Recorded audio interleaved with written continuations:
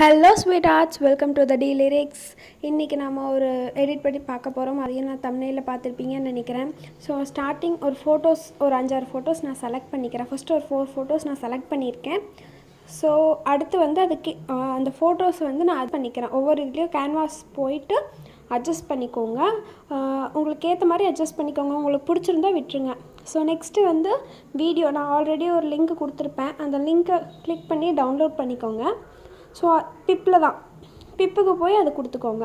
So இங்கே வந்து நம்ம வந்து குரோமான்னு ஒரு ஃபில்டர் இருக்கும், அது கொடுத்துக்கோங்க. ஸோ நெக்ஸ்ட்டு வந்து அதில் ஆரோ மாதிரி இருக்கிறத இந்த க்ரீனில் இருக்க மாதிரி செலக்ட் பண்ணிவிட்டு கீழே ஸ்ட்ரென்த்தை வந்து 100ல் வச்சுக்கோங்க. இப்போ பார்த்திங்கன்னா இந்த க்ரீன் ஃபுல்லாக போயிருக்கும். நெக்ஸ்ட்டு நம்ம என்ன பண்ணோம்னா, இப்போ வந்து அந்த எஃபெக்ட் வருது பார்த்திங்களா, இந்த பெயிண்ட் ஸ்ப்ளாஷ் மாதிரி வருது பாருங்கள். அதுக்கேற்ற மாதிரி நம்ம அட்ஜஸ்ட் பண்ணிக்க போகிறோம். ஒவ்வொரு ஃபோட்டோவையும் அந்த ஸ்ப்ளாஷ் எங்கே வருதோ, ஸ்டார்ட் ஆகுதோ, அதுக்கு முன்னாடி வந்து அந்த ஃபஸ்ட்டு இருக்க ஃபோட்டோவை நம்ம வந்து முடிக்கிற மாதிரி வச்சுக்க போகிறோம்.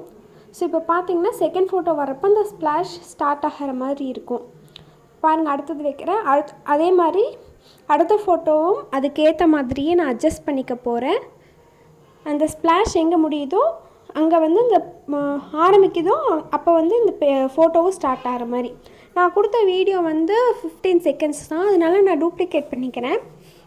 இப்போ என்ன பிரச்சனைனா, ஆல்ரெடி வந்து அந்த ஃபோட்டோவுக்கு ஸ்ப்ளாஷ் ஸ்டார்ட் ஆனங்காட்டி இந்த வீடியோ ஸ்டார்டிங்லேயும் வரும். ஐ மீன் அந்த இப்போ நான் கொடுத்தேன்ல டவுன்லோட் லிங்க்கு, அந்த வீடியோ ஸ்டார்டிங்லேயும் வரும். ஸோ அதை வந்து நம்ம க்ராப் பண்ணி, அதாவது அதை வரலும் நம்ம எடிட் பண்ணிவிட்டு அந்த வீடியோவை நம்ம இது கூட ஜாயின் பண்ணிக்கலாம்.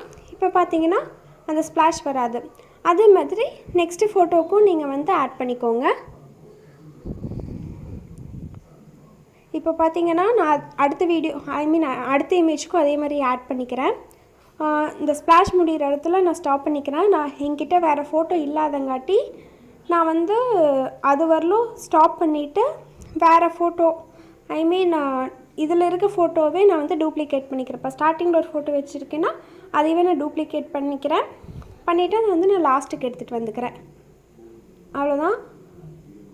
எடுத்துகிட்டு வந்துட்டு அதுக்கேற்ற மாதிரி நான் வந்து அட்ஜஸ்ட் பண்ணிக்கிறேன்.